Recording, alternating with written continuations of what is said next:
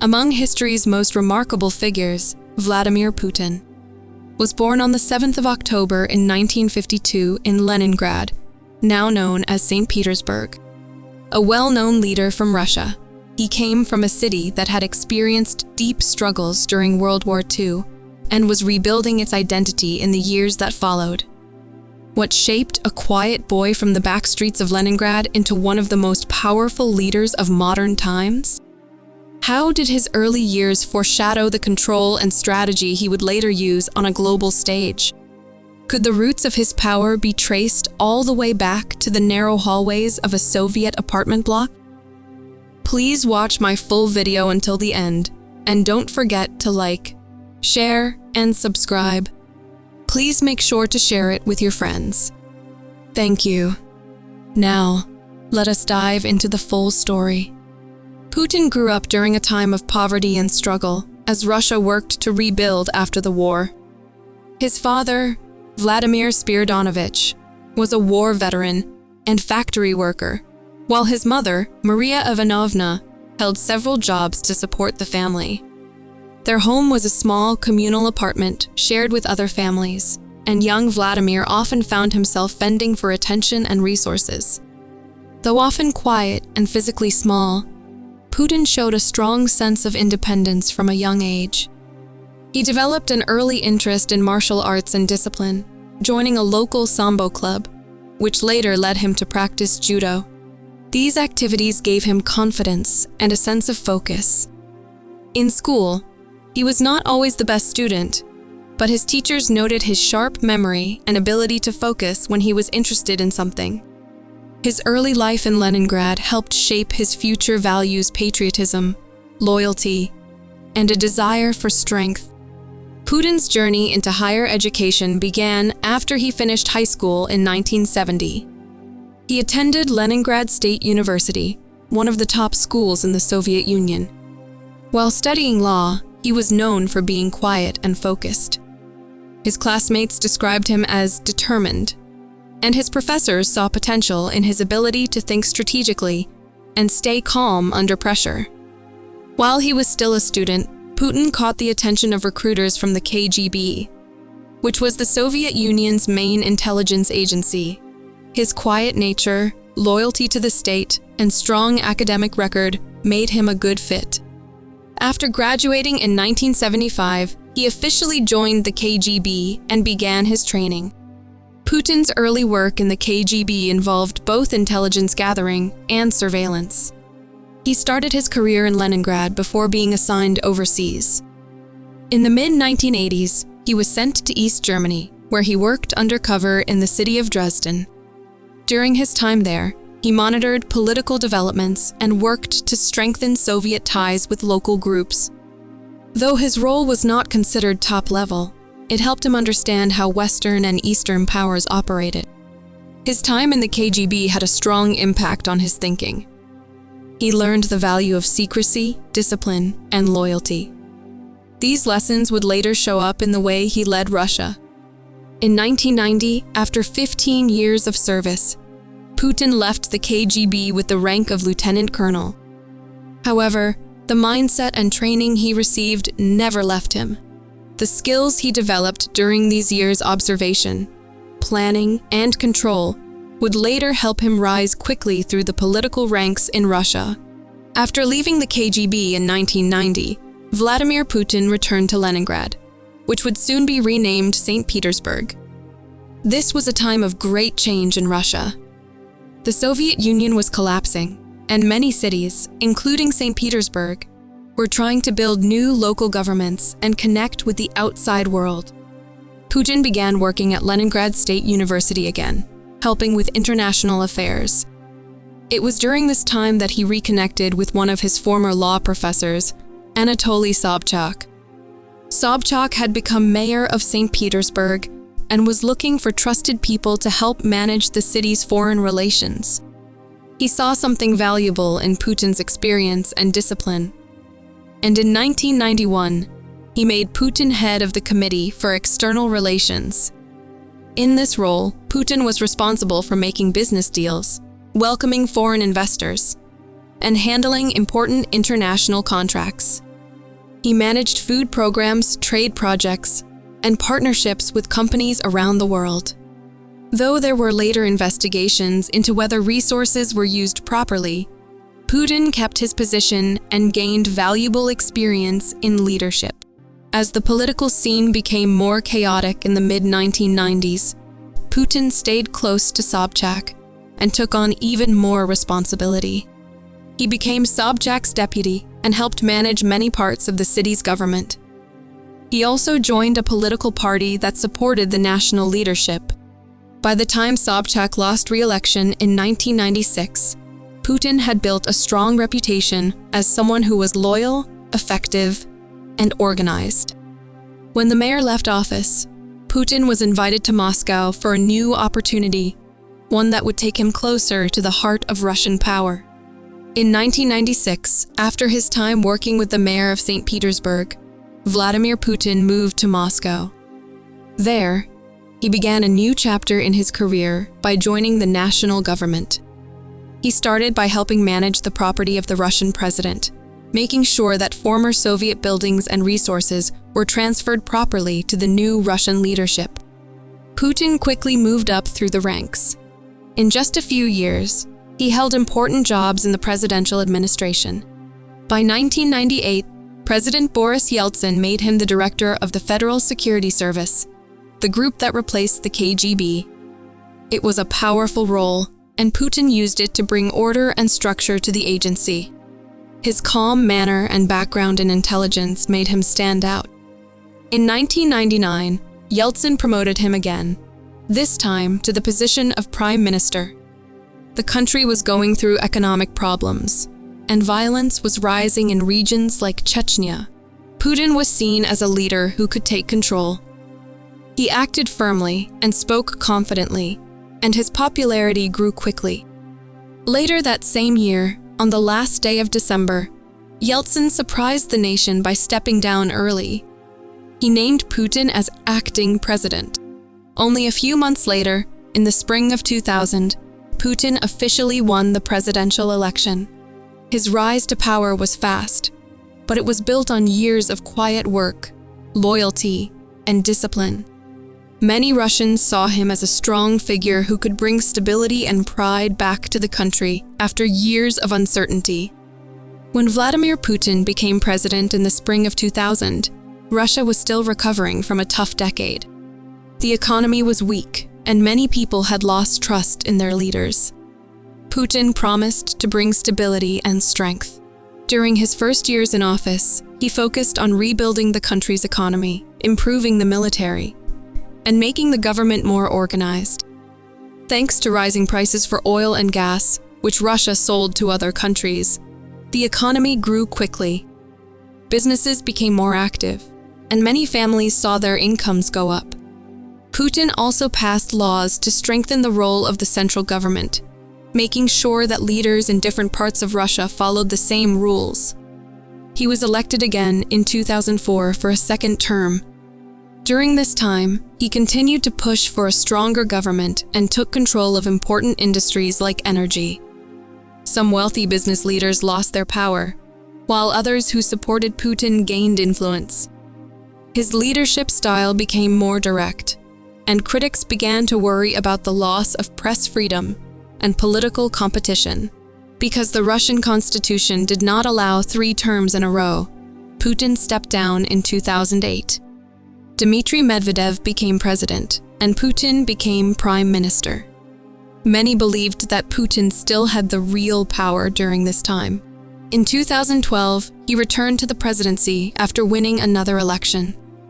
Over the years, Putin's leadership style changed. He went from being a quiet reformer to a bold and firm ruler.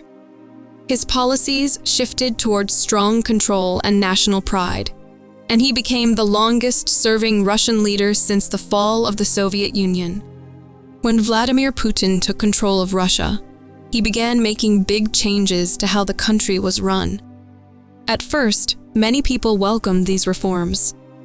They hoped he would bring order after the confusing years that followed the fall of the Soviet Union.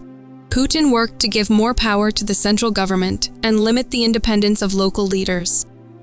He wanted to make sure all areas of Russia followed the same rules and answered to the president.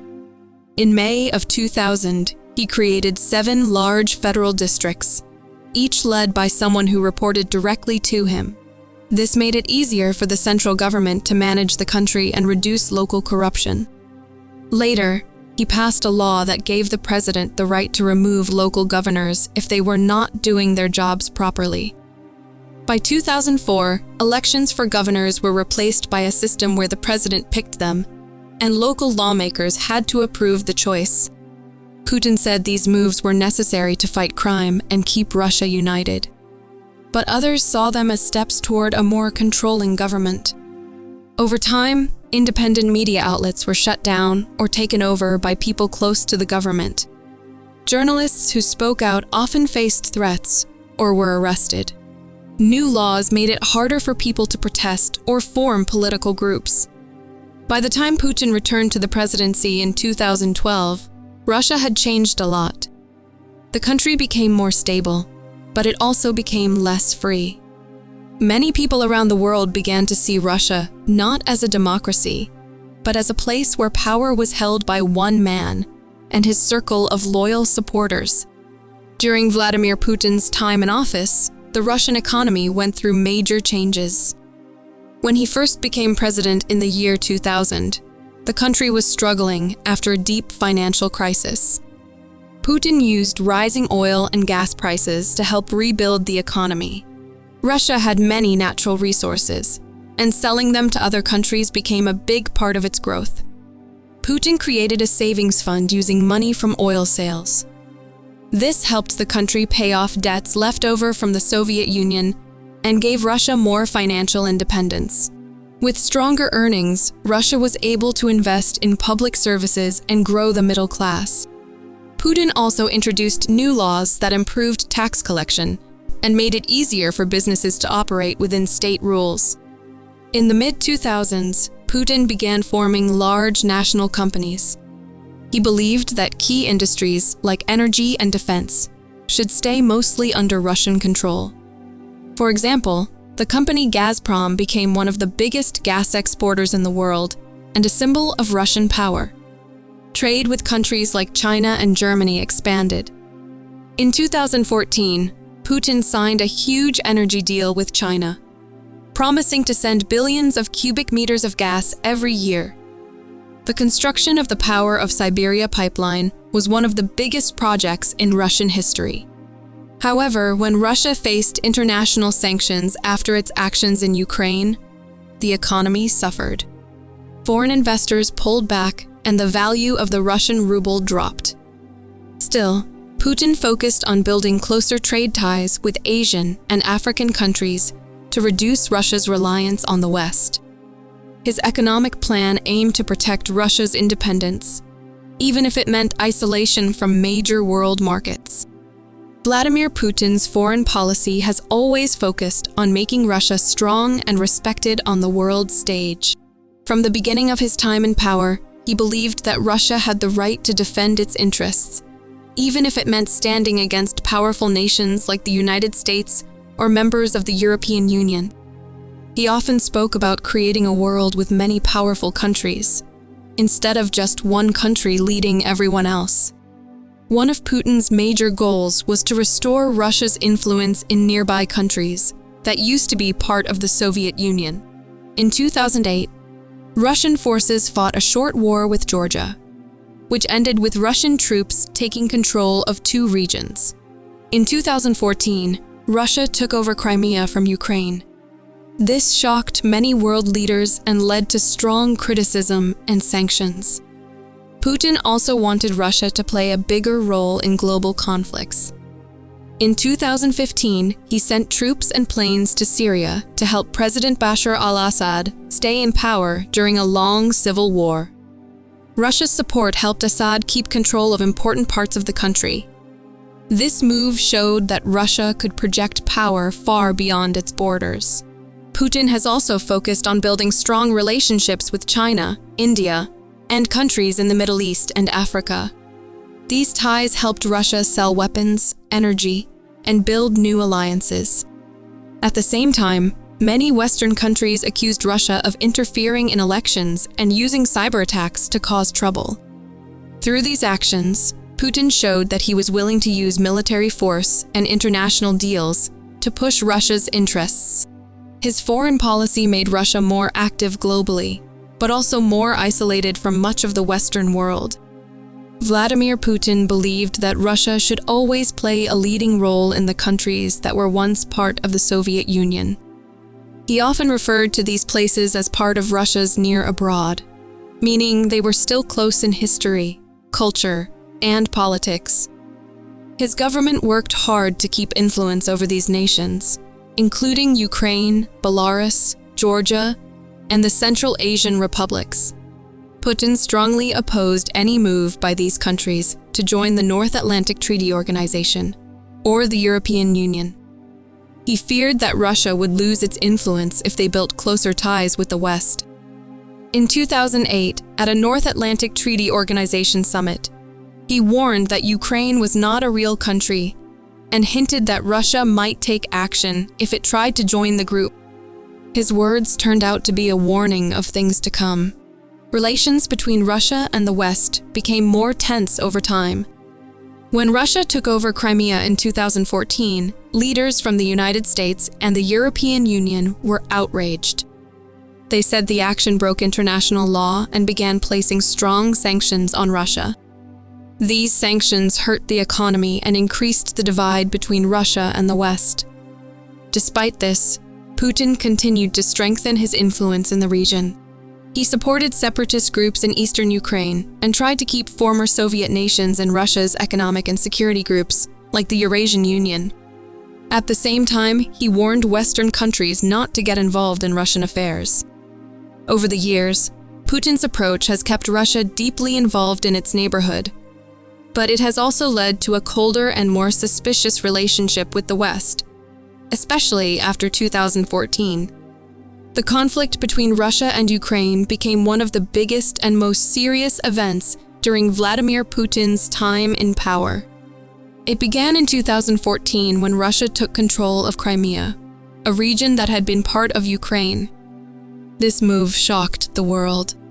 Western countries called it an illegal invasion, while Putin said it was needed to protect Russian-speaking people living there. Soon after, fighting broke out in eastern Ukraine.